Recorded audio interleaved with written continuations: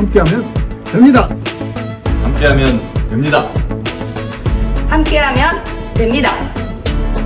여러분 끝까지 함께 갑시다. 함께하면 됩니다.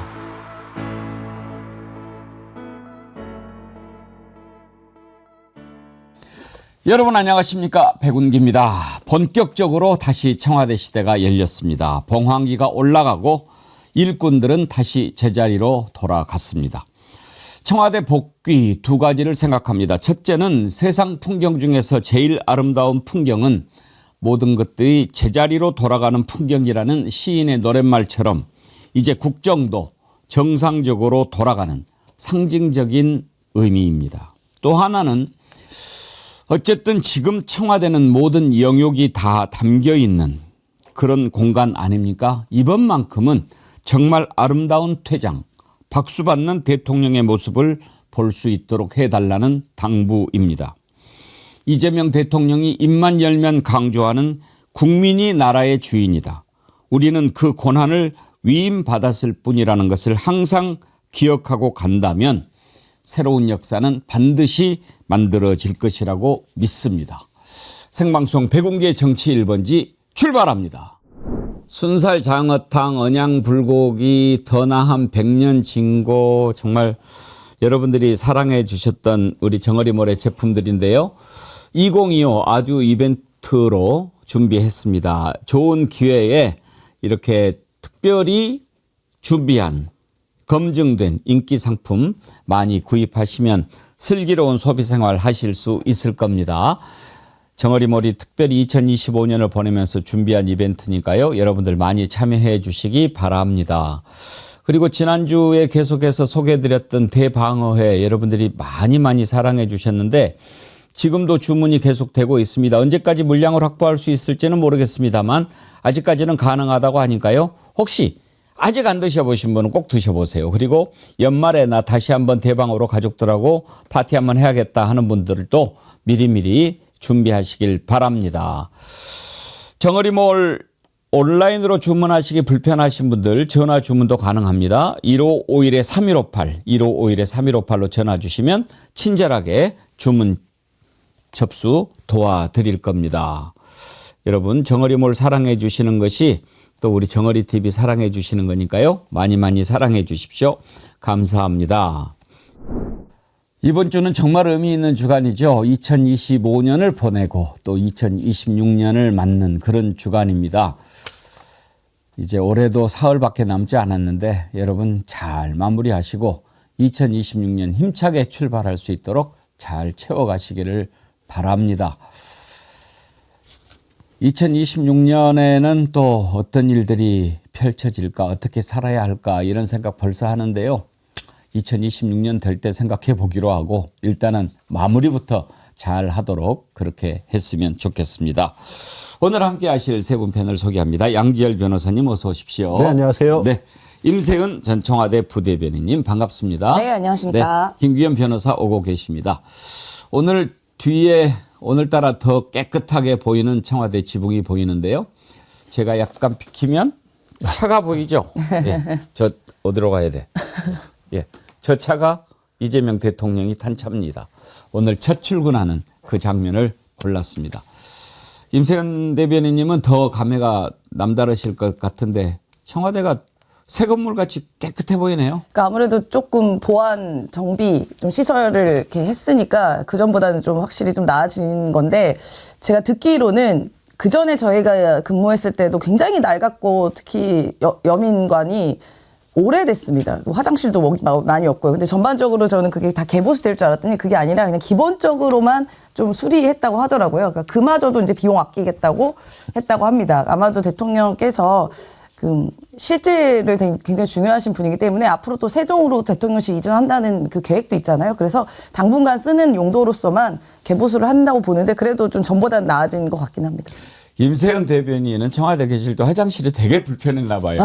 청와대 얘기만 하면 화장실을 들었다고.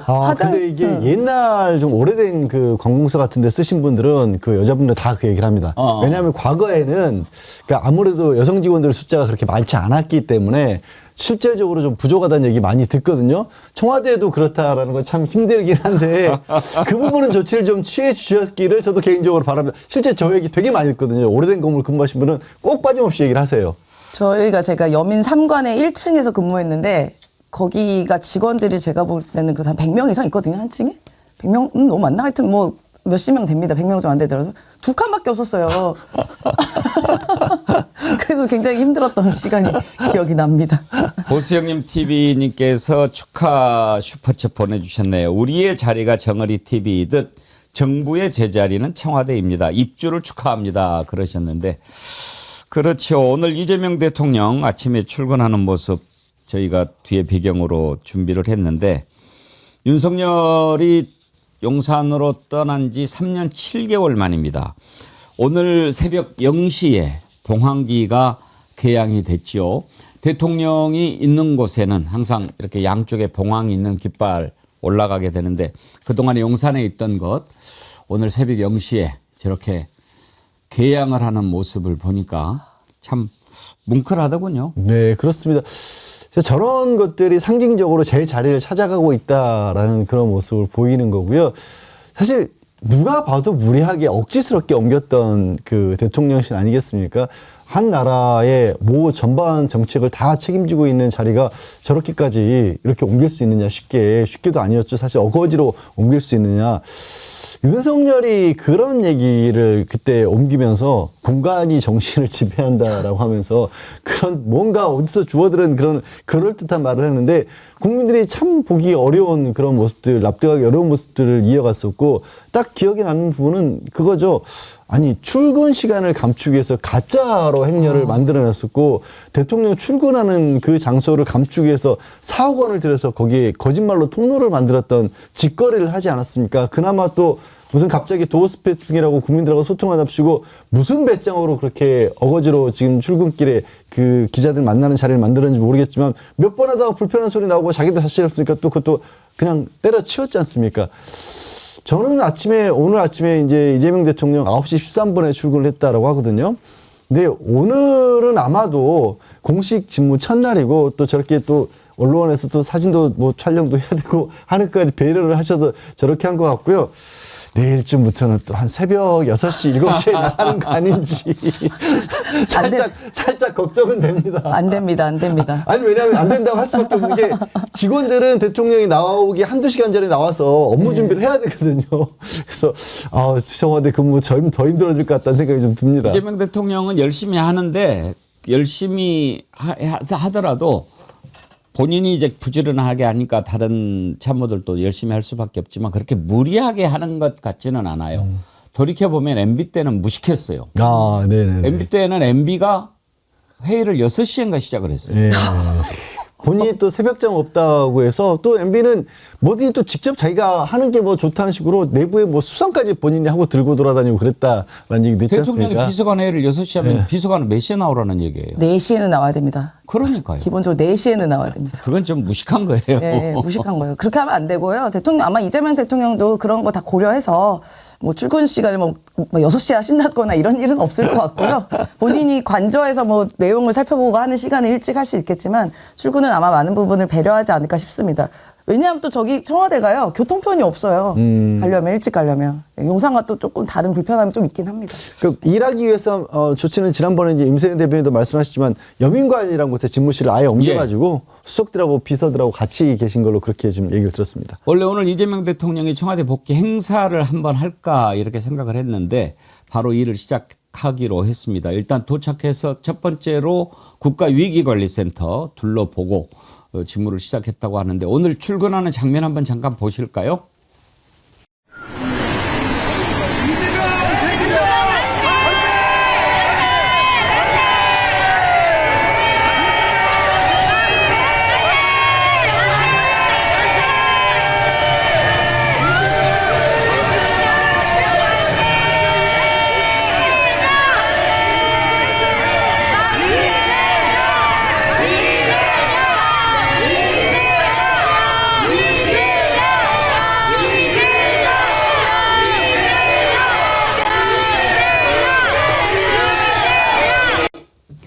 어떤 생각이 드세요? 저는 저걸 보면서 역시 이 맛이야 뭐 이런 생각 들지 않으십니까?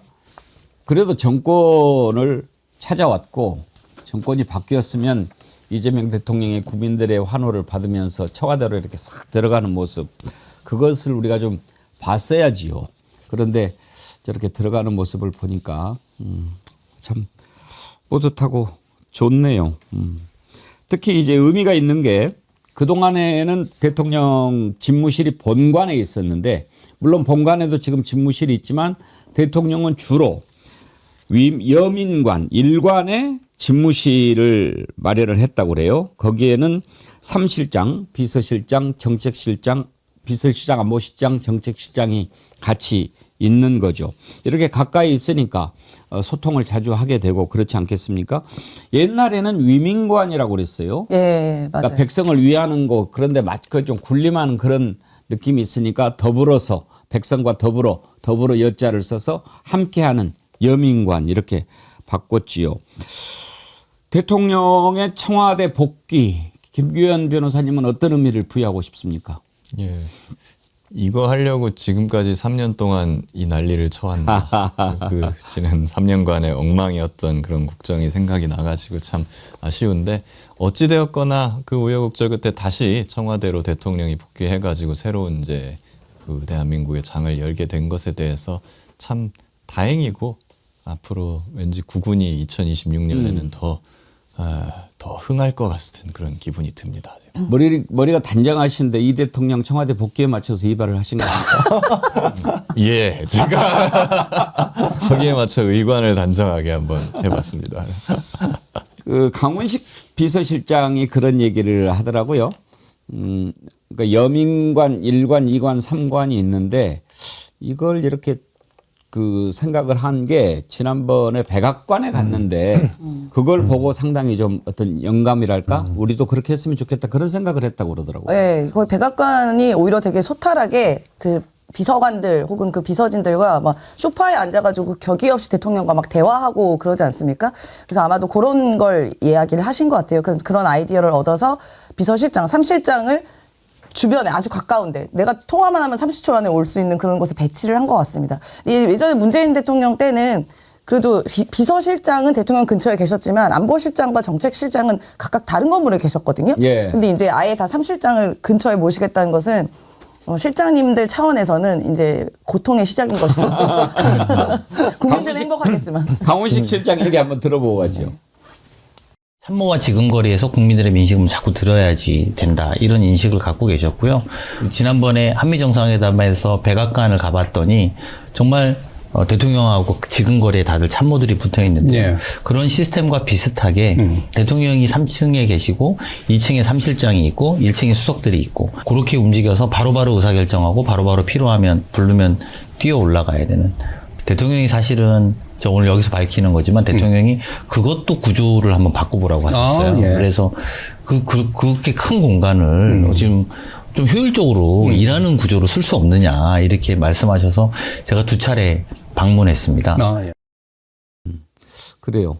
저 시스템 그러니까 한 군데 모여 있는 것이 매우 의미가 크죠. 이제 용산은 그런 점에서는 갈 데가 없으니까 그렇게 됐지만 그래도 또 국격이라고 하는 게 있고 거기에 그것도 살리면서 업무 효율성도 살리고 다만 이제 한 가지 조금 염려되는 것은 춘추관이 좀 떨어져 있기 때문에 기자들과 수시로 만나고 소통하고 이러는 것도 이번 기회에 좀 개선을 했으면 좋겠는데.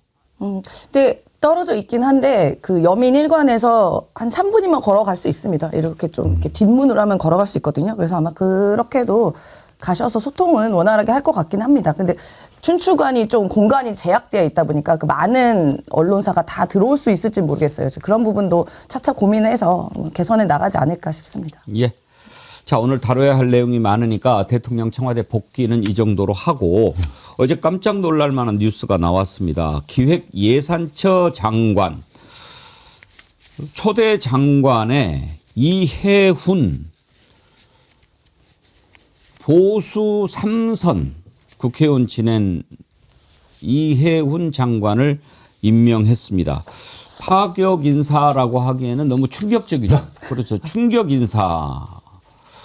오늘 아침에도 지금 많은 분들이 의견을 보내주시는데 그래도 이재명 대통령이 한 거니까 좀 믿어보자 하는 의견도 있고 좀 그렇지 않냐라는 의견도 꽤 많습니다. 몇 분 소개를 좀 해드리면 정현희님, 송구영신 옛 것은 보내고 새로운 것을 받아들여야 하는 이때에 예산처 초대 이해운이 웬 말입니까? 흘러간 물로 물레방아를 돌릴 수 없듯이 새 술은 새 부대에 담아야지 민주당에 그렇게 인물이 없습니까? 그런 의견 주셨고요. 또 좀 비판적인 의견을 주신 분들이 많은데 일단 국민들이 깜짝 놀랐어요.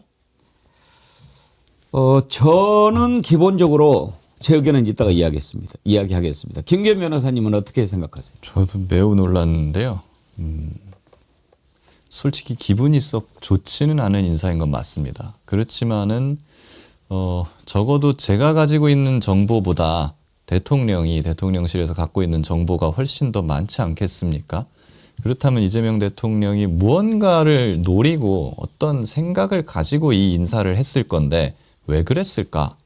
라는 것에 대해서는 아직까지 정보가 그렇게 제가 많지 않은 상황이라 그래도 조금은 유보적인 상황이긴 합니다. 근데 뭐 일반적으로는 이제 이렇게 함으로써 이제 지방선거를 앞두고 약간 중도를 통합하는 그런 모습을 보이고 또 이런 상황에서 국민의힘 자체를 아예 이제 고사시키는 이렇게 되면 국민의힘은 진짜 김민수, 장동영류의 극우만 남게 되는 것이니까 거기를 완전히 고사시키고 진짜 민주당이 거의 좌우의 대부분 진영을 다 가져가겠다라는 구상이 아니냐라는 의견도 있더라고요. 그렇게만 된다면은 사실 뭐 그만큼 더 좋은 것이 어디 있겠습니까? 그래서 기본적으로 이재명 대통령의 어떤 구상은 이런 쪽에 가깝지 않나라고 한다면 뭐 그것은 일리가 있다라고 판단을 하고요. 그렇지만 이혜원 제가 그 근처에도 많이 지나다녀 봤는데 그 이혜원 씨가 자기 지역구에다가 현수막을 걸어놓은 걸 보셨나요? 막 민주당이 뭐 거의 내란 선동을 하고 있다 막 이런 좀 말도 안 되는 말들을 지금 많이 해놓은 상황인데요. 그 부분에 대해서는 그런 사람을 어떻게 민주정부의 국민주권 정부의 장관으로 임명을 할 수 있겠는가 하는 부분에 대한 우려가 많고 저도 같은 생각입니다. 그렇기 때문에 최소한 이혜원 후보자가 여기에 대해서 빠른 시간 안에 어떠한 형태로든 사과와 반성을 표현하는 것이 전 꼭 필요하다 그렇게 생각합니다. 한 분씩만 제가 대표로 소개하죠. 무계획님. 지금도 국민은 차가운 아스팔트에서 내란 청산 외치는데 내란 동조한 사람을 장관으로 임명한다고라. 받아들이기 힘들다는 뜻이시죠? 안중찬님, 꽁 잡는 게 매라고 했습니다. 흑묘, 백묘, 검은 고양이든 흰 고양이든 쥐만 잘 잡으면 되지요. 진보면 어떻고 보수면 어떻습니까? 다 대한민국 사람인데. 그렇죠. 글쎄요.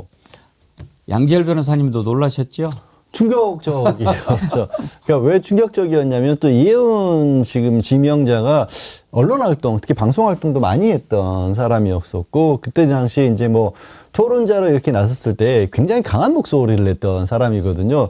그러다 보니까 더 이제 일반적으로 더 알려진 정치인들 중에서도 눈에 튀는 사람이었기 때문에 저런 사람이 갑자기 이 정부에서 장관으로 지명된다고 게다가 뭐 장관 자리 다 준비한 자리긴 하지만 그 부활시킨 기획예산처라고 하는 데는 그야말로 국정에 직접적으로 관여할 수밖에 없는. 그래서 저 사람이 UCLA 뭐 경제학 박사고 경제 분야에서는 뭐 교수도 있었고 널리 알려진 사람이긴 하지만 그래도 저런 사람밖에 없을까라는 의문이 굉장히 많긴 해요. 그럼에도 불구하고 또 이제 뭐 따져본다라면 얼마 전에 업무보고 과정에서 대통령이 부동산과 관련해서 좀 답답함을 토로를 했었어요. 이렇게도 어렵고 저렇게도 어렵고 집값을 어떻게 해야 될지 잘 모르겠다라고 했는데 또 나름 부동산 정책에 있어서 전문가로 알려진 사람이 또 이혜원 지금 지명자이기도 하고 그런 부분을 고려한 건가. 더해서 그나마 보수 중에서는 뭐 지금 최근 들어서의 어떤 뭐 언행이나 이런 거를 떠나서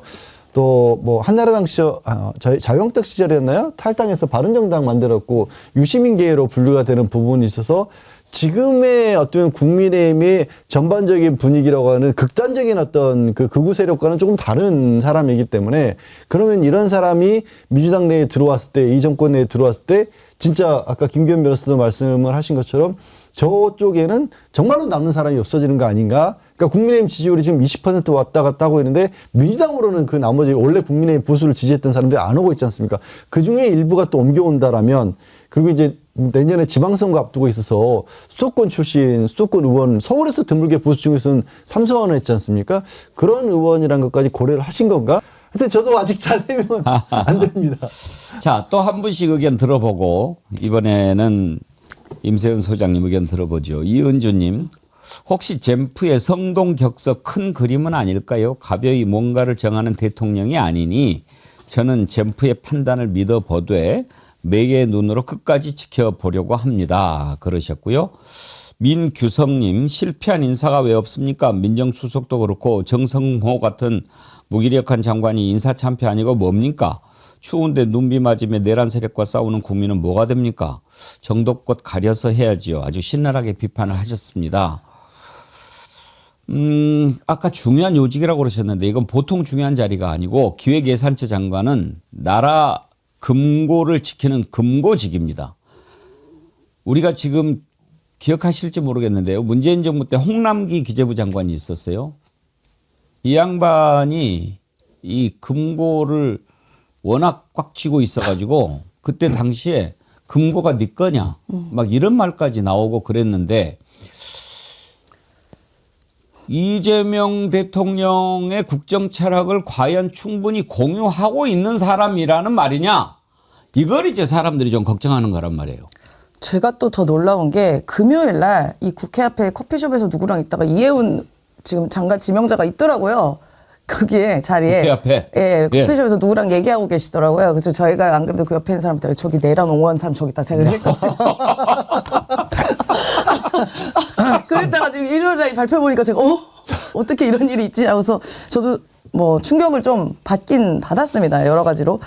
예, 근데 뭐 일단 대통령이 임명권자이기 때문에 임명권자의 판단을 일단 존중을 하는 건 뭐 당연할 것 같고요. 근데 일단 우리 편이라고 덮어놓고 지지하는 것보다는 일단 이해운이 올해 초부터 지금까지 1년간에 어떤 심경의 변화가 있었고 또 어떤 소통 과정이 있었는지 그 부분에 대한 좀 설명이 좀 필요해 보이는 건 맞는 것 같습니다.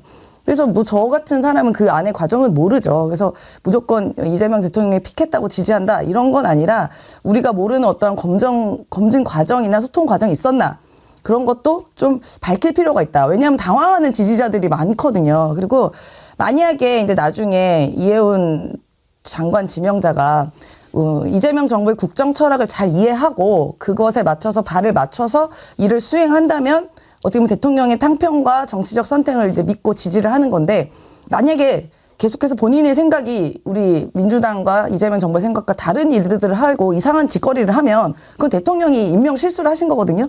그런 부분에 대해서는 책임을 지지 않을까 싶습니다. 근데 어쨌든 좀 지켜보고 청문회 과정에서 어떤 이야기를 할까도 한번 봤으면 좋겠고요.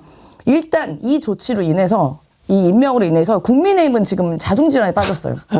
전 그 부분이 더 중요하다고 보거든요. 그래서 일단 장관 지명 수락하자마자 장관 지명되자마자 국민의힘이 3시간 만에 제명 처리를 했습니다. 그래서 자기네들도 지금 어떻게 포지션을 취해야 되는지 모르는 것 같아요. 그래서 아마 이런 부분도 노리지 않았나 싶고요. 지금 어쨌든 이해운 장관이 내란에 대해서 혹은 탄핵에 반대하고 내란을 약간 옹호하는 듯한 발언을 했던 것은 본인이 입장을 밝혀야 된 건 분명합니다. 네, 그건 분명하다고 생각해요. 이번에 이해운 장관, 이 기획예산처 장관 지명을 한 것은 송미령 농림수산부 장관 유임시킨 것과는 충격파가 완전히 다르죠. 뭐 방금 지적하셨듯이 국민의힘 흔들기용이다, 지방선거용이다 이런 분석이 나오긴 합니다만 뭐 그런 것을 계산했을까요? 저는 일 잘한 사람은 시켜야 되지 않느냐 이런 생각이 가장 컸을 것 같은데요. 지금 뭐 이재명 대통령이 뭐 거기 뭐 흔들어서 얻는 게 뭐가 얼마나 있겠습니까? 스스로 무너질 집단 아닙니까? 일단 반응을 한번 보죠. 그 전에 이규현 홍보수석이 발탁 배경을 설명한 내용 들어보시죠. 야당 출신 쪽에 가까운 분들이 임명된 것들에 대해서 좀 궁금하실 텐데 대통령의 국정의 인사 철학이라는 게 기본적으로는 통합이라는 부분하고 실용인사라는 두 축이 있었습니다. 이런 어떤 인사 원칙을 이번에도 지켰다. 라고 볼 수가 있습니다. 뭐 알다시피 경제 예산 분야에 누구보다도 전문가들로 꼽히는 분들이고요. 또 실무 능력 다 갖추신 분이라는 거 여러분들 알 겁니다. 예, 그렇게 이해해 주시면 될 것 같습니다. 이규현 수석도 약간 당황한 것 같은데. 자, 민주당도 깜짝 놀랐어요. 최민희 의원의 반응 한번 들어보실까요? 근데 이해운 후보자가 이전에 그 윤석열 탄핵 반대를 주장한 그 행적에 대해서는 어떻게 평가를 하십니까? 저는 청문회 때 예. 윤석열 내란 사태에 대하여 우호적인 행동을 취한 것에 대해서는 네. 국민 앞에 진솔한 사과가 있어야 할 거라고 생각합니다. 그러니까 진심 어린 사과를 한다면 그 문제는 그렇게 이제 넘어갈 수 있는 사안이다 이렇게 보신다는 말씀이실까요? 정리하면? 넘어간다 안 넘어간다는 주관적인 판단이에요. 모두에게. 네.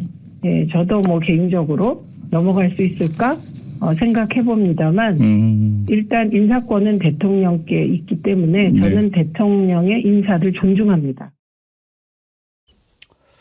그렇죠. 뭐 존중해야죠. 아무튼 막 지금 국민의힘 놀랐겠죠. 그래서 제명하고 그랬는데 사실은 제명하기 전에 본인이 탈당을 먼저 했어야 되는 거 아니에요? 만약에 제명을 안 하고 그대로 지명을 받아들였다면 국민의힘 당적을 갖고 이 정부의 국무위원이 되겠다고 하는 거 아닌가요? 만약에 대통령 뜻이 그런 거였다고 한다면 좀 그것도 일종의 거국 내각 비슷하게 돼버리는 거지 않습니까? 근데 그게 노림수였다면은 뭐 그렇게 했으리라고 저는 보고, 만약에 일 잘하는 사람이면은 뭐 야당이든 어디든 그냥 됐다 쓰겠다라는 것인데, 물론 내란이나 이런 걸 옹호한 것에 대한 사과는 분명히 있어야 되겠습니다만은 그 부분이 만약에 정리가 된다면 뭐 국민의힘 당적을 가지고 그냥 장관직을 수행하는 것 또한 그 나름대로의 어떤 대통령의 의도가 있지 않았겠나 생각이 들고요. 제명을 근데 국민의힘에서 3시간 만에 해버렸습니다. 근데 이 부분에 대해서는 저는 개인적으로 변호사로서 조금 호기심이 드는 것이,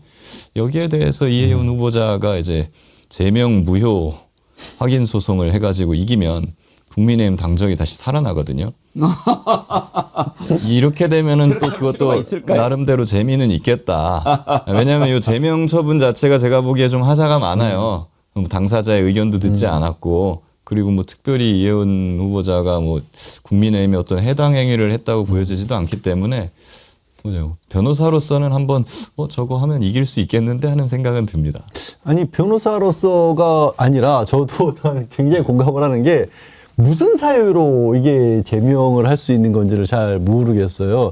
그러니까 지금 말씀하신 것처럼 지금 국민의힘 당적을 가진 상태에서 청와대에 들어서 국무회의 장관이 되고 내각을 구성하게 되면 그게 당을 해치는 거라는 설명밖에 안 되거든요. 지금 상황에서는.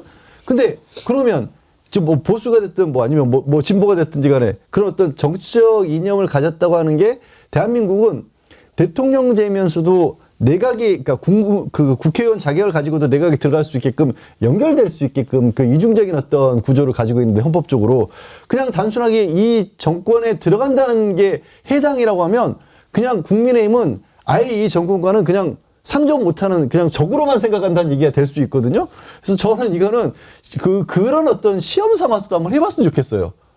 유처분 취소라든가 무효 소송을. 근데 어차피 국무위원 되려면 당적이 있으면 안 됩니다. 그리고 어쨌든 본인이 탈당이든 뭐든 했어야 되는 거예요. 그러니까 국무위원. 안 되죠. 근데 차원이 좀 다르지 않을까? 근데 오히려 당적이 있으면 안 돼요. 국무위원들, 국회의원들이 많이 있는데. 아니요. 당적이 있으면 안 되는 걸로 여기서 공무원이어가지고. 국무위원은 아마 예외일 거예요. 예외인가? 왜냐면 지금 그런데 국회의원들 많이 그러니까 제가 말씀드린 것처럼 저희는 고위공직자 할 때는 무조건 탈당하라고 그랬거든요. 장관이 아니고 장관 말고 나머지 다른 고위공직자는 공직자들일 거예요. 어쨌든 근데 지금 국회의원인데도 불구하고 당적을 가진 채로 국무위원을 맡는다는 것 자체가 저희가 이원 정부라고 하거든요. 그러니까 대통령제와 내각제를 같이 겸한 정부라는 의미이기 때문에 그런 취지를 가지고 있는 헌법을 채택을 했기 때문에, 그럼 다른 정당이라는 이유만으로 지금 그러니까 어떤 국민의힘이 뭐 당적을 옮긴 게 아니라 민주당 최고위원 같은 게 아니잖아요. 국가의 업무를 맡는 국무위원을 맡았다는 이유로 해당 행위라고 해버리면 국민의힘은요 여전히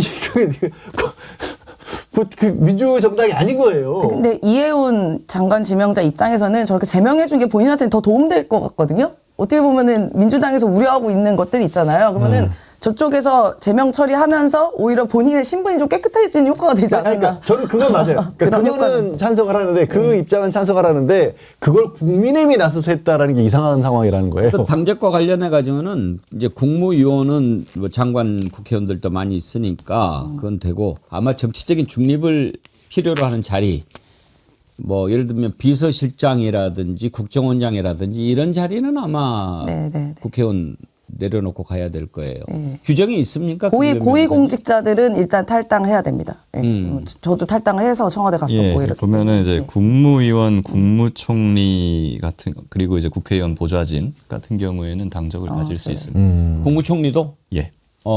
당적은 가질 수 있고 그렇지만 김민석 총리는 국회의원은 그만뒀죠. 아니요, 하고 계세요. 하고 있나요?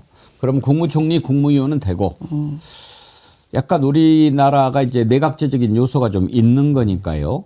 국힘에서 깜짝 놀라서 제명 처리하고 민주당 내에서도 야 이거 어떻게 봐야 되나 하고 그러는데 이제 조국신당도 반대 입장을 나타냈어요. 한번 들어보죠. 전 개인적으로 이해운 그 지명자의 능력이 어느 정도인지 알 수 없으나 그분이 윤석열 탄핵에 반대하고 윤어게인을 외쳤다는 점에 대해서는 국민의 수용성이 매우 낮다라고 봅니다. 인사청문회가 열리게 되면 그분이 어떤 능력이 있는지 또 그분이 윤석열 탄핵 관련해서 지금까지 취해왔던 입장이 변화가 있는지 없는지 그리고 지금 이재명 정부의 재정 관련 정책이 있는데 이해훈 지명자는 그 입장과 정반대의 소신을 가져왔던 사람이거든요. 하나하나 철저하게 검증할 생각입니다. 청문회가 상당히 뜨거울 거예요. 민주당에서도 이제 자기 당에서 나온 후보자 같으면은 철통 방어를 할 텐데 지금 뭐 국회 안에서 서로 친분은 있을지라도 같은 동료가 아니었기 때문에 상당히 하여튼 뭐 실력으로 돌파해야죠. 실력으로. 그럼 청문회에서 국민의힘에서 이제 공격을 하면 자기네들이 당으로서 3선을 지냈고 당협위원장을 했고 최근까지 당의 노선에 충실하게 따랐던 사람이고 국회의원 출신인데 그 국민의힘에서 청문회에서 공격을 하면 되게 희한한 상황 아닙니까 이거? 그것만으로도 정치적으로는 자중질환이 벌어지는 셈이 되는 거죠. 그래서 개인적으로 저 이해훈 후보자가 이게 당원 자격 제명 처분에 대해서 이의를 해가지고 가처분을 해가지고 일단 국민의힘 당원을 자격을 유지하면서 청문회를 했으면 저는 되게 재밌을 것 같아요. 국민의힘이 자기 당원을 공격하는 모양새가 되거든요. 네. 벌써부터 어지럽네요. 참. 지금 일단 국힘당은 막 비판하는 글이 엄청나게 많이 나오고 있죠. 배현진 의원 같은 경우에 페이스북에 이렇게 글을 올렸어요. 이 지명자 행보는 자기 출세를 위해 양심과 영혼을 팔았던 일제 부역 행위와 다름없다.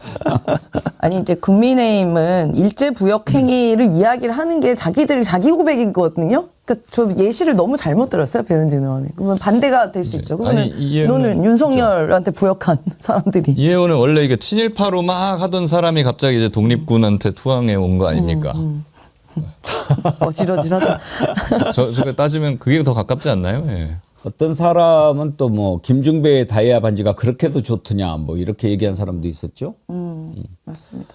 자, 가장 중요한 것은 이제 이해운 지명자가 보여줄 실력입니다. 그 전에 윤어게인이라든지 이런 것에 대해서는 자신이 잘못했다라고 하는 것을 사과하는 것은 반드시 선행돼야 하고요. 실력으로 이재명 정부의 성공을 위해서 내 한번 바쳐서 나라 금고 잘 지키겠다 하는 것을 보여줘야 될 텐데 오늘 아침에 기자들 만나서 현재 경제 상황을 진단하면서 자기가 앞으로 어떻게 하겠다 하는 것을 밝혔습니다. 여기에서 좀 생각해 볼 만한 대목이 지금 한국 경제는 회색 코뿔소다 이런 얘기를 하던데요. 먼저 들어보시죠. 지금 우리 경제, 우리 사회는 엄중한 상황입니다. 고물가 고환율의 이중고가 민생에 많은 부담을 주고 있습니다. 회색 코뿔소 같은 상황이라고 봅니다. 우리가 걱정하고 있는 5대 이슈, 구조적 이슈, 인구 위기, 기후 위기, 그리고 극심한 양극화, 그리고 산업과 기술의 대격변, 지방 소멸, 이것을 무시하고 방관했을 때 치명적인 위협에 빠지게 되는 그런 회색 코뿔소의 상황이라고 봅니다. 국민의 세금이 미래를 위한 투자가 되게 하고 그 투자는 또다시 국민의 삶을 풍요롭게 하는 이런 전략적 선순환을 기획예산처가 만들어내겠습니다. 혼신의 힘을 다해서 이 목표를 향해 매진하겠습니다. 우리가 퍼펙트 스톰 이건 좀 많이 들어봤는데 회색 코뿔소 뭐예요, 임세현 소장님? 네, 회색 코뿔소는 이제 충분히 예상을 할 수가 있고 그게 또 파급력이 굉장히 큰데 사람들이 간과하고 낙관적으로 지나가는 상황 그런 거를 보통은 회색 코뿔소라는 경제적 용어입니다. 근데 왜 회색 코뿔소라고 하냐고요? 회색 코뿔소가 코뿔소가 덩치가 엄청나게 크잖아요. 네. 그래서 멀리서 봐도 보이는데 땅이 막 흔들리면서 찾아오긴 하거든요. 근데 네. 사람들이 막상 코뿔소가 오면 설마 나를 공격하겠어? 뭐 이렇게 생각하는 것들이죠. 네, 그래서 그런 위험들이 차츰 오고 있는데 그걸 좀 간과하고 있다. 위험 요소들이. 위험이 다가오고 있는데도 네. 이걸 위험한 순간인 것을 알아채지 못하는 게 네. 회색 코뿔소다. 네, 징후는 다 있는데 왜냐면 코뿔소가 크니까 달려오고 땅이 흔들릴 거 아니에요. 근데 달려오고 있는데 설마 나를 공격하겠어? 하면서 약간 지나치는 것, 간과하는 것들. 그 물이 서서히 끓는데 거기 개구리가 가만히 있다가 타 죽는 예. 네, 그런 거랑 어떻게 보면 비슷한 상황인 거네요. 그래서 아마 또 이혜훈 지명자가 예측하는 거는 지금 뭐 가계부채라던가 고환율이라던가 금리 문제 이런 부분에 대해서 사실 뭐 조금 이 시장에 들어올 파급보다는 좀 어떻게 보면 그냥 지나치는 것들이 있거든요, 사실. 그리고 초고령화 문제나 인구 감소 그런 부분들도 충분히 뭐 간과하는 부분이 있어서 이런 부분을 지적을 한 것 같습니다. 근데 지금 상황이 굉장히 경제적으로 고물가 고환율이면서 안 좋다고 이야기하는데 그 전 하나 질문을 물어보고 싶었더라고요. 제가 기자라면. 그거 누가 만들었습니까? 이 상황을. 윤석열이라고 얘기가 나왔어야지. 일단 이야기하는 거 보면 어떻게 기대해도 되겠습니까? 글쎄요, 뭐 이현 의원이 아까도 말씀드렸다시피 많은 분들이 익숙하게 알고 있는 건 그만큼 나서서 스피커로 말을 많이 했던 사람인 거고요.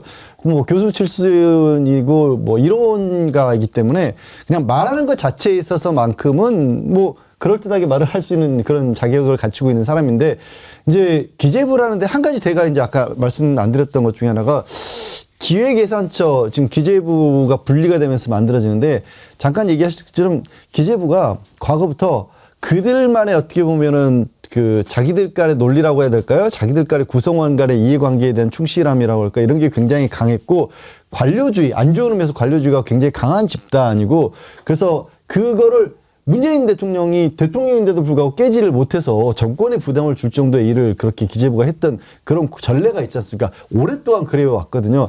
그러면 관료 출신이 아닌데 어쨌든 경제 전문가라고 정치를 했다라는 그런 어떤 경력을 가지고 기재부를 얼마만큼이나 새로 만들어지는 기재부 출신이지만 기재부가 이제 뭐 전시이지만 장악을 할 수 있을 것이냐 그리고 그 장악을 해서 펼쳐지는 정책이 말씀만 드렸던 것처럼 이재명 대통령과 코드가 잘 맞을 것이냐 이 부분을 아마 중심적으로 봐야 될 것 같습니다. 이 부분에 대해서 저는 결단력이 중요한 상황인 것 같아요. 아마 이재명 대통령이 이혜훈 후보자 발탁한 이유 중에 하나는 지금 경제 전문가는 사실 이혜훈 후보자 말고도 많이 있습니다.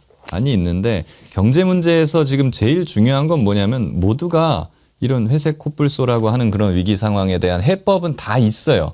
근데 그 해법들이 국민들한테 인기가 없는 해법들입니다. 하게 되면은 분명히 안 좋은 그런 것들이 있고 예를 들어 연금 개혁 같은 경우가 그럴 수 있죠. 그래서 그런 인기 없는 것들을 욕을 먹어가면서라도 밀어붙일 수 있는 결단력이 굉장히 중요한 건데 과연 이혜원 후보자 그런 걸 할 수 있는 것인가? 그런 걸 관점으로 한번 봐야 될 것 같고 그런 악역을 하라고 뭐 이재명 대통령이 임명을 한 것 아니냐? 뭐 그런 해석도 있을 수 있을 것 같습니다. 예, 하여튼 지켜봐야죠. 저는 다만 막 국힘당이 놀래서 저렇게 자빠지고 내부에서도 반발이 나오고 그러는데 그 얘기는 하고 싶어요. 일단 이제 지켜봅시다. 지켜보는데 너네는 이렇게 할 수 있어? 이런 생각은 들어요. 이재명 대통령의 자신감 이런 걸 보여주는 인사 아닌가 하는 생각이 들고요. 아까 회색 코뿔소 우리 임세은 소장님께서 잘 설명을 해 주셨는데 제가 좀 더 알아보고 싶어가지고 재미나이에 물어봤더니 이 블랙스완이라고 경제 위기를 말할 때 자주 등장하는 표현이 있잖아요. 네. 그러니까 이것과는 이제 반대인 거군요. 네. 회색 코뿔소는 예측이 가능한데 위험을 알면서도 대응하지 않았다가 당하는 거. 블랙스완은 예측 불가능한 갑작스럽게 발생해서 상상도 못할 일, 예를 들면 뭐 9.11 테러라든지 코로나19라든지 이런 것들이 닥쳐가지고 뭐 당하는 그런 사례를 블랙스완이라고 하는데 회색 코뿔소가 나타났을 때 사람들은 보통 다음과 같은 5단계를 거친대요. 첫 번째 부정, 위험이 존재한다는 사실 자체를 부정하고 두 번째 지연, 아직은 시간이 있다. 이렇게 조치를 미루고 세 번째 진단, 그때 이제 해결책을 찾기 위해서 고민하다가 네 번째 패닉에 빠지는 거죠. 코뿔소가 바로 앞까지 왔을 때. 그리고 이제 다섯 번째 행동하는데 이미 그러면 늦는다. 이 회색 코뿔소 얘기를 왜 이렇게 길게 하냐면 분명히 이해운 후보자 지명하기 전에 이재명 대통령이 한번 만나서 이야기 들어보지 않았겠어요? 지금의 경제 상황을 어떻게 진단하느냐, 어떻게 그러면은 풀어야 된다고 생각하느냐, 이렇게 이야기하다가 이 정도면 한번 맡겨볼만 하겠네, 이렇게 하지 않았을까 싶은데 이재명 대통령이 평소에 솔직하게 이런저런 얘기 다 해주시는 분이니까 이 다음 기자회견 때 기자들이 발탁 배경 물어보면 혹시 설명해 주지 않을까요? 예. 대통령은 뭐 아마 자신감의 발로로 이해운 후보도 발탁을 한 걸 보면 어떠한 뭐 배경이 있을 거라 생각합니다. 나름 선정했던 배경이 있을 거라 생각하고 분명히 윤석열 탄핵을 반대했던 걸 모르지 않았을 거라고 봐요. 그럼에도 불구하고 여러 가지 발탁 배경은 우리 국민들이 궁금해 하신다면, 또 특히나 민주당 지지자들과 이재명 대통령을 믿고 지지하는 분들이 궁금해 한다면 전 충분히 납득할 만한 설명을 하지 않을까 싶습니다.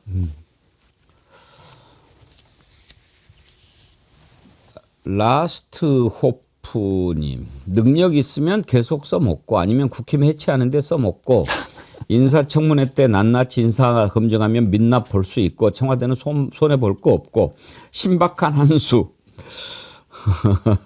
그래요. 뭐 또 그렇게 볼 수도 있고요.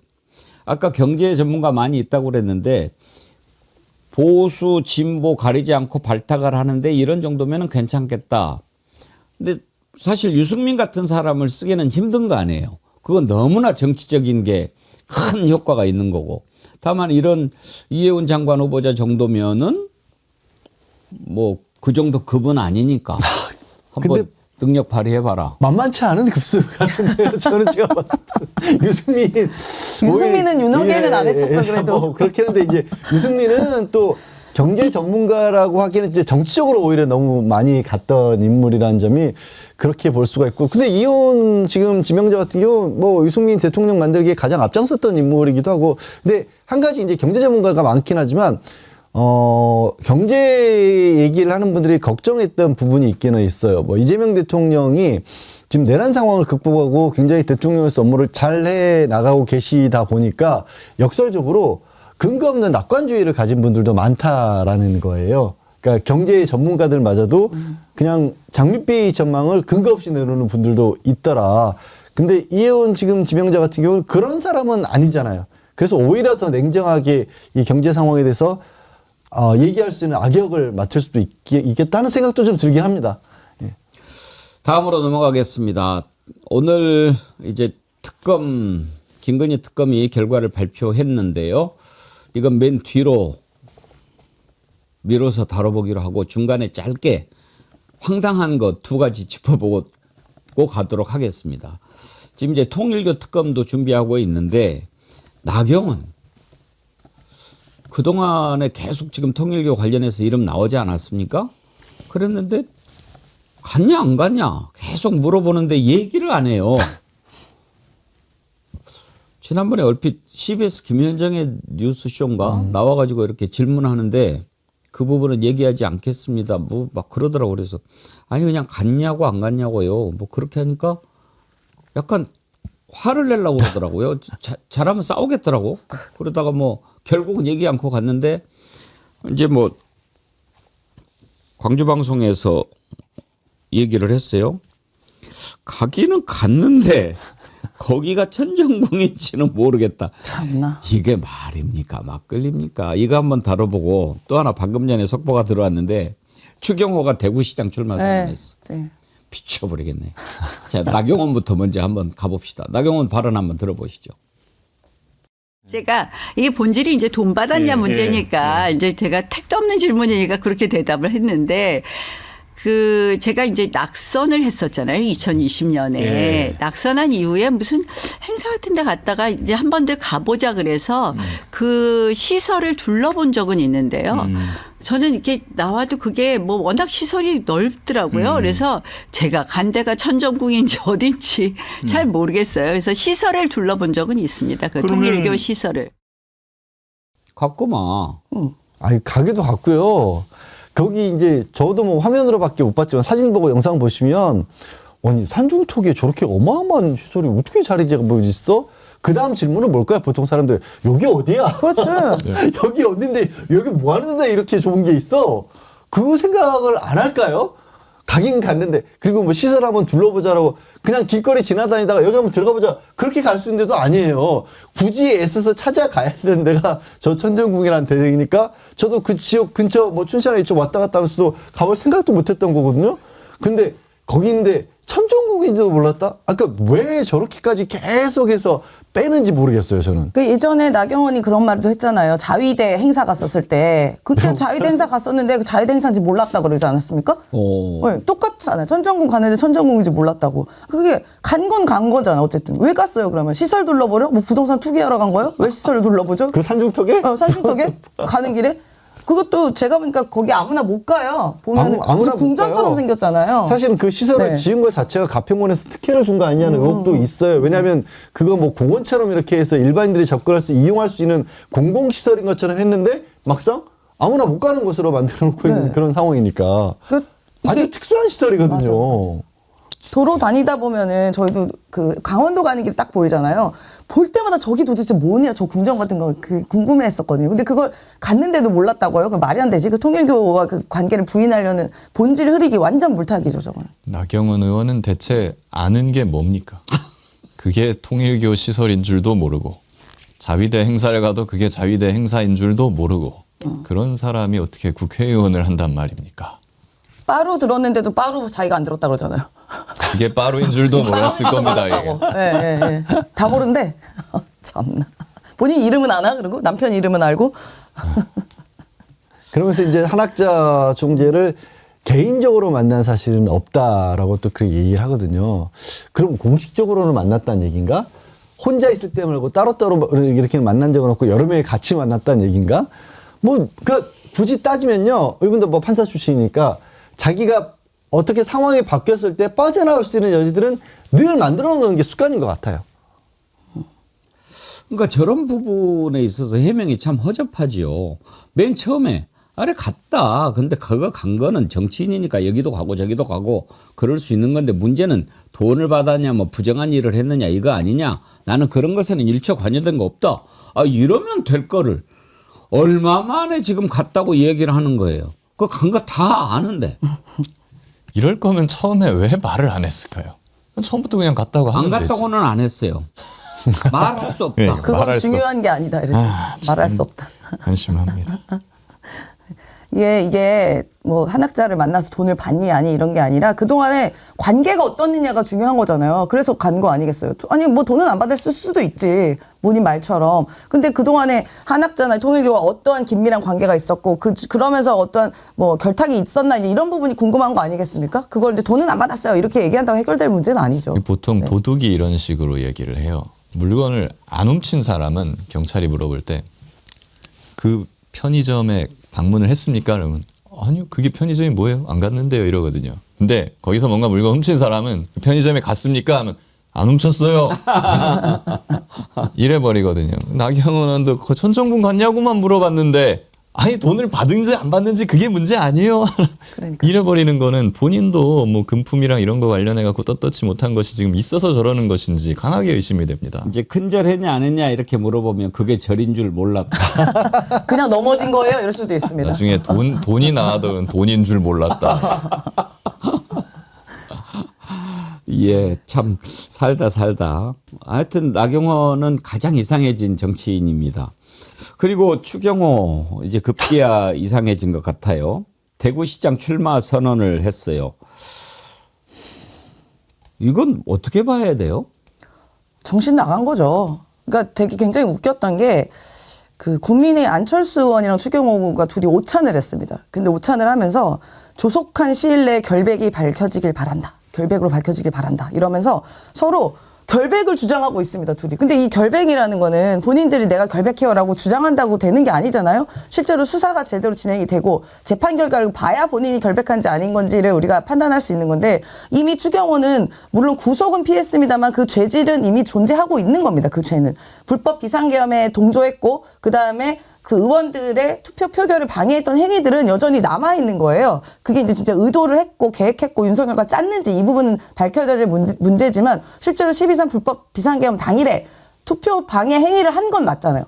그런데 뭘 그렇게 자신만만해가지고 정신승리하는지 모르겠지만 대구시장? 그것도 국민의힘에 어떻게 보면 가장 유리한 지역인 대구시장을 저렇게 뻔뻔하게 나간다고 하는지 이진숙이랑 결선 잘 해보십시오. 기획예산처 장관 안 시켜주니까 대구시장 나간다고 그러는 건가? 근데 정말 아마도 그렇게 좀 많이들 뭐 그렇게 생각을 하실 텐데 지금 재판을 받아야 되는 상황이고 보수의 심장이라고 불리는 곳에서 자기가 출마를 한다는 건 이제 정치적 입지를 그만큼 강하게 지금 보호를 받고 싶어 한다. 나 정치인이고 지금 보수를 대변하는 사람인데 이 사람을 지금 정치적으로 핍박하려고 하는 게 이 재판이다. 이런 식의 어떤 그런 명분 아닌 명분을 만들려고 하는 것 같은데요.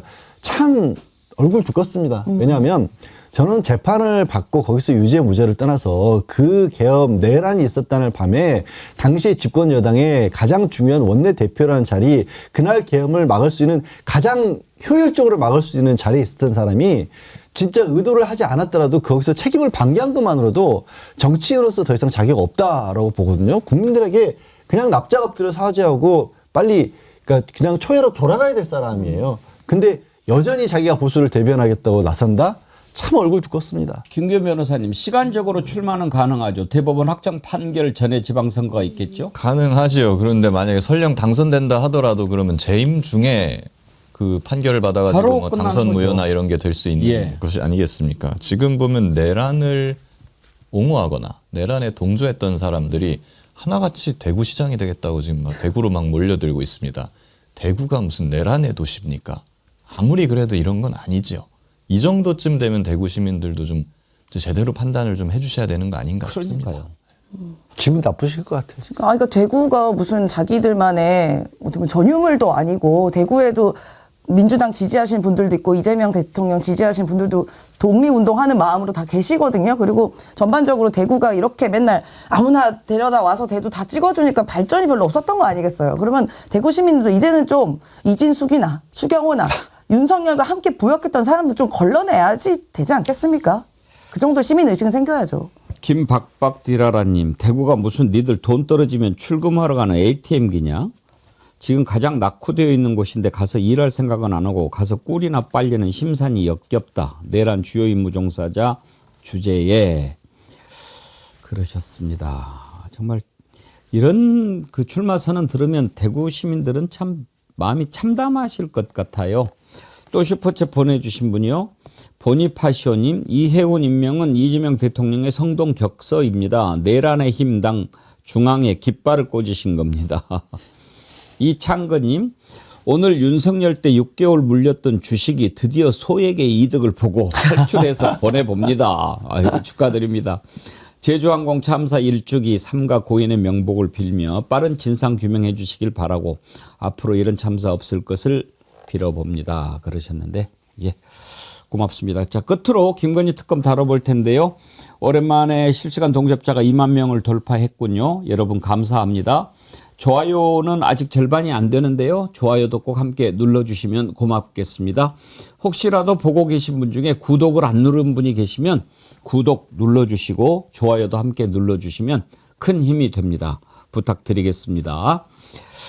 오늘 김건희 특검이 수사 결과 발표를 했습니다. 앞에 민중희 특검이 짧게 이야기하고 그다음에 그 수사를 맡았던 특검보들이 차례차례 이야기를 했는데 일단 김건희라고 하는 사람이 어떤 식으로 뭐를 해먹었는가 이걸 그동안 밝혀오는데 주력하지 않았습니까? 그중에 이런 표현이 와닿더군요. 참 역사책에나 볼 수 있었던 그런 짓을 했던 자였다. 김건희가요. 그 내용 들어보시죠.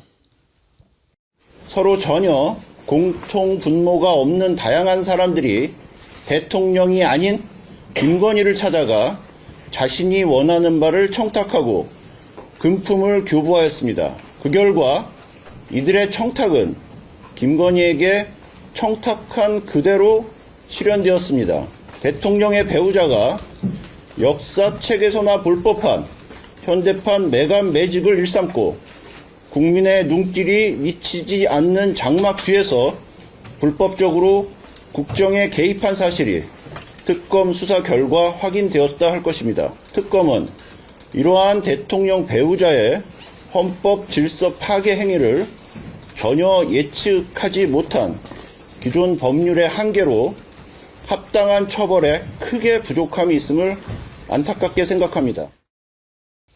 예, 이제 저 법률적인 부분, 보완할 부분들은 이따 짚어보기로 하고, 양지열 변호사님, 김건희 특검으로 이제 마감이 되면서 3대 특검이 다 끝났는데 일단 김건희 특검에 대해서는 어떻게 평가를 하십니까?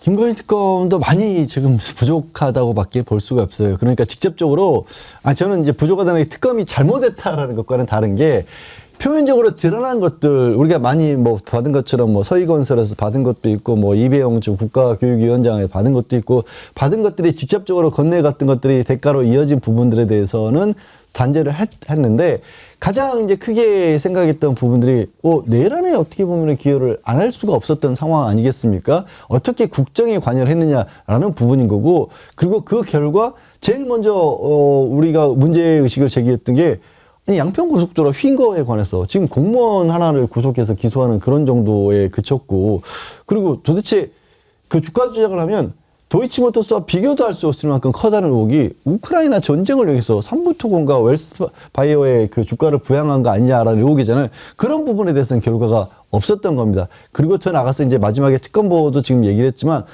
이게 민간이신 분으로 이런 짓을 하다 보니까 이거를 정확하게 법으로 단죄하기에 현재 형사사법이 법이 없는 거예요. 도대체 어떻게 할 건지. 기거대 이제 지금 그래서 알선수재와 청탁금지법 이런 쪽으로 주로 단죄를 했는데 사실은 거의 국헌을 문란했다, 국기를 문란하겠다, 국정농단을 벌인 거거든요. 그래서 이 부분은 어떻게 이 국정농단을 그냥 단순하게 돈 받아 먹은 정도의 부정부패로 처리하는 거 그게 이제 아쉽다 이런 얘기를 한 거죠. 지금 김건희 특검이 6개월이거든요. 6개월이라고 하는 기간이 김건희의 의혹을 다 풀기에는 부족했던 시간일까요? 어떻게 보세요? 많이 부족했다고 저는 봅니다. 시간이 부족했다 일단. 어떻게 보면 조금 과장한다면 빙산의 일각이다 지금 드러난 부분이. 이렇게 볼 수도 있는 부분이고요. 김건희 특검 초창기부터 제가 우려를 해왔던 것은 정치적으로야 내란 특검, 김건희 특검, 해병 특검 이렇게 3대 특검으로 나눠볼 수는 있겠습니다만은 근데 수사 대상의 범위나 양, 그 수사에 드는 품 이런 것들을 생각해 봤을 때는 김건희 특검은 하나로 하면 안 된다라는 게 제 주장이었습니다. 최소한 이거는 3개나 4개로 쪼개가지고 개별 특검을 해야 될 정도의 분량이다. 김건희 특검이라는 것이. 사건별로. 예. 그리고 심지어는 그 사건들이 서로 관련성이 그렇게 높지도 않아요. 그렇기 때문에 김건희 특검이라는 이 조직 전체가 하나로 똘똘 뭉쳐갖고 갈 수나 있겠는가 이런 생각을 좀 했었는데 좀 우려대로 어떻게 보면은 팀 간의 소통이 잘 안 되고 약간 불화가 있어 보이는 듯한 그런 정황도 나타났고 내부에서 또 심지어 검사들이 항명, 반발까지도 지금 일으키는 그런 식으로 돌아가면서 과연 인적 자원들이 효율적으로 배분돼가지고 6개월이라는 수사기간을 정말 알차게 썼느냐라는 부분에 대해서는 의문이 상당히 많이 남습니다. 그렇기 때문에 뭐 아쉽지만 이러한 부분은 이제 추진하고 있는 2차 특검이나 이런 후속 수사기관들이 좀 풀어주기를 기대하는 수밖에 없을 것 같습니다. 사실 6개월이라고 하는 시간에 다 파헤치기에는 워낙 김건희가 저지른 짓이 많기는 합니다만은 그래도 6개월이면 짧은 시간이 아니고 또 이제 다른 특검 중에서도 시간도 더 늘려주고 그렇게 하지 않았습니까? 그런데 오늘 발표한 내용에서 가장 많이 우리가 들었던 부분이 이러이러한 것은 나중에 국가수사본부로 이첩해서 더 자세히 국수본으로 이첩해서 이게 너무 많더라고요. 그러니까 일단 시작부터 김건희 특검은 내란 특검이나 최혜병 특검처럼 이렇게 큰 줄기다리로 시작한 게 아니라 이미 16개 플러스 알파로 시작이 됐잖아요. 그러다 보니까 사안 자체도 너무 많고 하나를 들여다보면 또 고구마 줄기처럼 김건희가 저질러 놓은 짓들이 너무너무 줄줄이 많으니까 그 안에서 반클리프 나오고 그래프 나오고 그러다 보니까 뭐 진품이니 명품이니 확인도 해야 되고 그런 뭐 물리적인 시간이 부족했던 거는 맞는 것 같습니다. 근데 여전히 좀 큰 줄기의 단위의 수사는 조금 더디지 않았나라고 생각이 들고요. 특히 이제 국수본으로 많은 부분이 이첩이 되긴 했는데 지금 특검에서도 못한 거를 국수본은 실제적으로 영장 청구권도 없는데 그게 어느 정도까지 가능할까라는 의구심은 분명히 있습니다. 특히 지금 양평고속도로 같은 경우도 이게 국가산업이 김건희 일가가 본인의 사적 욕망으로 휘게했던 행위들이 있는데 그 바탕에는 김건희의 어떻게 보면은 외압도 있을 것이고 한 부분인데 그냥 김진우 그 오빠죠. 김진우와 최은순 기소로만 끝났어요. 김성교랑 이 3명 기소로. 그래서 실제로 들어가다 보면 뭐 학폭 무마라던가 경복궁에 왔다 갔다 해서 뭐 유물을 빼돌렸다는 의혹도 있고 너무너무 많죠. 캄보디아 ODA도 있고. 그래서 파헤칠 게 너무너무 수백만 가지로 많은데 조금 화장실 갔다가 그냥 좀 찝찝하게 나온 기분이에요. 사실 물론 고생은 하신 건 맞는데 그런 안타까운 부분이 있고 특히나 가장 중요한 건 이 내란을 김건희가 관여했나 안 했나 이 부분도 여전히 해결이 안 되고 오리무중 상태이지 않습니까? 그래서 조금 더 시간이 필요합니다. 근데 물론 국수본에서 최선을 다할 것이고 한데요. 2차 종합특검에서 받아들일 수 있으면 이런 부분도 다 포함해서 아마 해야 될 것이고 이재명 대통령 말씀처럼 끝날 때까지 끝난 게 아니니까 정말 한 톨 하나 남지 않도록 수사가 철저히 이루어져야 된다라고 생각합니다. 민주기 특검의 리더십도 약간 좀 문제가 많이 드러났죠. 예, 아무래도 이제 그런 구조적인 부분이 있어요. 첫 번째는 내란이나 해병 특검 같은 경우에 목적이 명확하고 사건이 하나입니다. 크게 봤을 때. 그렇기 때문에 어떤 특검이 카리스마 있게 조직을 다잡아갈 수가 있었는데 김건희 특검 같은 경우에는 다 수사팀들이 각자 제각각의 사건들로 산재되어 있어서 상대적으로 특검이 그들을 하나로 모으고 카리스마 있게 리더십을 발휘하는데 구조적인 어려움도 있었지 않나 뭐 그런 생각도 듭니다. 그리고 일각에서 말하는 대로 그 검사 출신이 아닌 이제 판사 출신이다 보니까 아무래도 조직을 장악하고 이제 이끌어가는 능력에 있어서 의구심이 좀 제기됐던 부분도 있죠.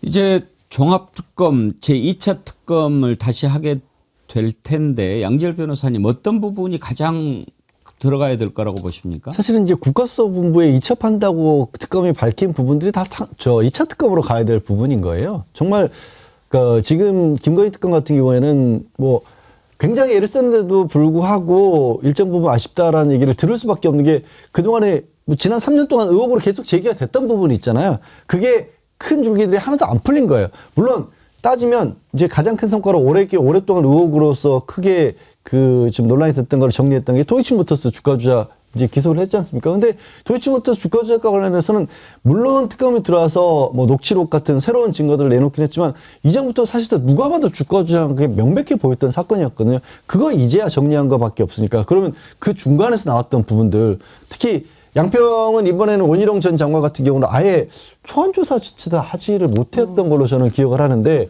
이거 아예 손도 못했다라고 볼 수밖에 없는 거고 그리고 지금 뭐 고흥지구 같은 경우도 뭐 그 어머니하고 오빠만 기소를 했지만 기껏해야 나왔던 부분이 수익금을 왜 감췄는지 그 관해서 영향력을 쓴 건 없었던 건지 근데 결국에는 양평에서 김성교 지금 의원이 양평 군수였기 때문에 그 양평 군수가 지금 당시에 김건희 일가의 수익을 그렇게 올릴 수 있도록 용인을 해줬다. 근데 김성교 의원이 본인이 직접 밝힌 거 있죠. 윤석열 지청장 시절에 내가 덕을 많이 베풀었다. 윤석열이 나한테 신세를 많이 줬다. 그럼 그 관계는 어떻게 된 건지도 거기서 근거부터 좀 들어가야 되는 거고요. 이게 3년 동안에 그냥 표면적으로 민주기 특검은 증거를 따라갔다 왔는데 그 증거라는 게 결국에 물건들, 금품들 받았다는 게 명백하니까 우린 이거밖에 못했다. 하지만 그 뿌리로 더 파고 들어갈 부분은 아직 멀었죠. 내란 특검과 관련해서는 지난 금요일에 윤석열에게 징역 10년 구형하지 않았습니까? 그 구형량은 어떻게 평가하십니까? 뭐 한계치까지 좀 구형했습니다. 예. 그러니까 법리적으로만 보면은 체포방해 같은 경우에는 이론적으로 여기서 구형할 수 있는 최대가 11년 3개월입니다. 11년 3개월이 이제 한도치인데 10년을 구형했으면 뭐 일단 한계까지는 거의 갔다고 봐야 될 것 같은데요. 근데 일반적인 사건이었다면은 보통 법원에서는 절반 정도 깎아가지고 하니까 5년 정도를 기대할 수 있겠죠. 선고 형량이. 체포 방해만 11년을 구형할 수 있습니까? 예, 그 근데 이번에 지금 10년 구형한 거는 체포 방해에다가 다른 거 합쳐진 거 아닌가요? 예, 그 사건에서 보통은 여러 가지가 합쳐질 때 예. 가장 형이 큰 범죄의 1.5배까지 구형을 할 수 있습니다. 가장 여기서 형이 큰 체포방해, 특수공무집행방해 같은 경우에는 7년 6개월이거든요. 그거에 1.5배를 곱하면 최대 11년 3개월까지 구형을 할 수가 있는 거죠. 그래서 지금 그 체포방해 등 해가지고 거기에 대해서 한 3개 범죄에 대해서 10년을 구형한 거고요. 여기에 대해서는 보통 절반 정도 예상을 할 수는 있겠습니다만 사안의 중대성이 워낙에 이건 크기 때문에 법원에서도 구형량에 가까운 10년에 가까운 형을 전 선고하지 않을까 이렇게 예상하고 있습니다.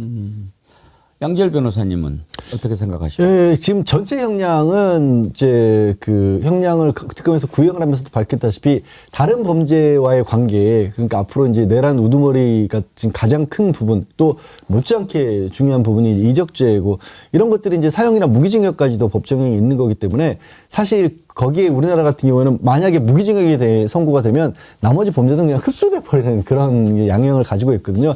김기현 변호사님 말씀하신 것처럼 범죄는 세 가지지만 그게 하나하나 다 재단할 수 있는 건 아니고 다 뭉뚱그려서 최고 얼마까지 할 것인가를 정하도록 되는 게 우리 법이다 보니까 그런 부분들이 좀 생각하기에 따라서 부족해 보이긴 하지만 그러나 지금 현재 법제에서 할 수 있는 부분을 최대한 했다라는 거고 또 특이하게도 이번에는 특검이 구형을 하면서 체포방해가 5년인 거고요. 그다음에 이제 직권남용했던 부분이 뭐 3년이고 허위 자료를 만들었던 부분까지 해서 뭐 2년이고 이렇게 그 각각의 양형들을 다 따로 양형률을 따로 밝혔습니다. 그런 것들도 좀 특이한 점. 그러니까 국민들에게 워낙 많은 뭉뚱그려서 하면 워낙 무거운 죄가 나갈 수밖에 없지만 우리는 적어도 이 부분 하나하나에 대해서 이만큼의 죄값을 치러야 된다라고 그렇게 밝힌 거 그 부분은 좀 의미 있는 어떤 구형이었습니다.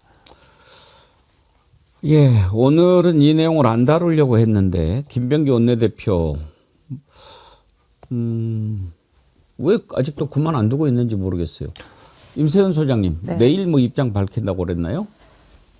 내일 아마 기자 간담회 형식이 될지 아니면 일방적인 입장이 될지 아직까지는 나온 게 없긴 합니다. 근데 지금 또 나왔어요, 뉴스타파에서. 그러니까요. 김병기 원내대표 육성이 나왔는데 아내 업추비 유용 알고도 은폐했다. 뭐 이제 뉴스타파 계속 보도가 나오고 있는데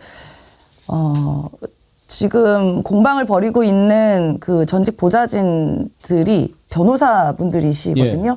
그러니까 아마도 이제 법적으로 문제가 안 될 수 있을 만큼의 이런 보도 자료들을 각 언론사별로 단독으로 하나씩 주고 있는 상황인 것 같습니다. 파악해 보기로는요.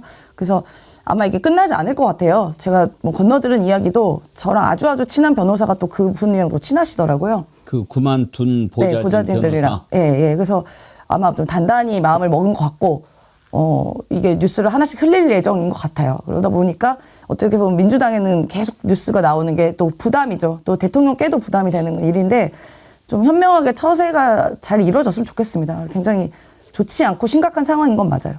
아니 변호사가 2명이나 되는 보좌진 6명을 한 칼에 칠 정도면은 본인이 그 킥백을 반드시 예상을 했어야지요. 그런데 지금 계속 터져 나오는데 이거를 하나 둘 방어하기에는 이미 선을 넘은 거 아닙니까? 거의 뭐 하루에 하나씩 뭐가 나오고 있는 상황이라서 이것의 어떤 사실관계나 진실 여부를 떠나서 상당히 국민들한테는 이제 피로감을 주고 있는 상황인 것 같아요. 그리고 정권이나 당에도 상당한 부담을 주고 있는 상황이고요. 어떠한 형태로든 본인이 이제 이거 결자 해지해야 되는 상황이 아닌가 하는 생각이 들고, 그래서 내일 뭐 어떤 입장 발표가 있다고 하니까 그건 한번 기다려봐야 될 것 같습니다. 이거 되게 허위로 막을 걸 가래로도 못 막는다 뭐 그런 말이 나오잖아요. 지금 김병기 원내대표가 이런 식으로 버티면 뭐 원내대표 그만두는 것을 넘어서서 이 정치 생명 끝장날 수도 있는 사안 아닙니까? 이미 그 정도로 좀 커진 것 같습니다. 그러니까 뭐 그러니까 애초에 사실 호미로 막을 수 있는 사안이 아니었던 게 이제 좀 불거져 나오는 그런 상황인 거고, 거기에서 본인이 뭐 억울하다거나 해명을 할 수 있는 성격을 넘어선 내용들이 많이 나오고 있지 않습니까? 다른 사안이었으면 한두 개의 것만으로도 뭐 수사 과정, 뭐 법적 조치가 그렇게 거론될 만한 얘기들이 계속해서 나오고 있고, 무엇보다 이게 국민들이 보기에도, 일반적으로 보기에도, 아니 무슨 일이 있었길래 그렇게, 그럼 뭐 그 사람들을 그렇게 오랫동안 데리고 있었던 건 뭐야? 그러다 갑자기 6명을 그렇게 그만두게 한 건 또 뭐야? 그럼 그 사이에 본인이 그렇게 그게 크게 문제가 되는 거를, 당신은 그게 문제가 되라고 생각을 못 했던 거야? 뭐 여러 가지 얘기가 나올 수밖에 없거든요. 그래서 시간을 끄면 본인도 본인이지만 사실 지금 굉장히 막중한 시기인데 민주당에도 큰 부담을 줄 수밖에 없게 가지 않을까 김병기 싶습니다. 관련해서 터져나오는 의혹이 한두 가지가 아닙니다. 오늘로 지금 10개째인데 이 내용은 내일 좀 자세히 다뤄보도록 하겠습니다. 오늘 2부에서는 민주당의 이성윤 의원 모시고 이런저런 민주당 내 내부 사정이라든지 이런 내용을 좀 들어보도록 하지요.